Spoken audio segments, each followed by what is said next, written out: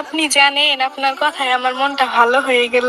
তাহলে প্রতিদিনই কথা বলবে, মনটাকে চিরদিনই ভালো রাখবো। আপনি সব সময় এমন করে কথা বলবেন নাকি? এভাবে না বললে মনে রাখবে না তো আমায়। হ্যাঁ, আপনি না একদম ডায়লগ কি।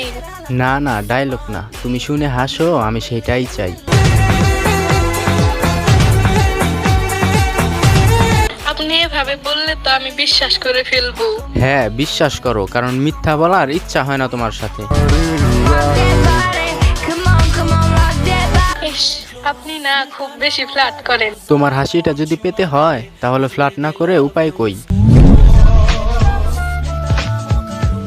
আপনার কথাগুলো কেমন মন ছুঁয়ে যায়। তাহলে ধরেই নিলাম একটু হলেও জায়গা পেয়েছি তোমার মনে।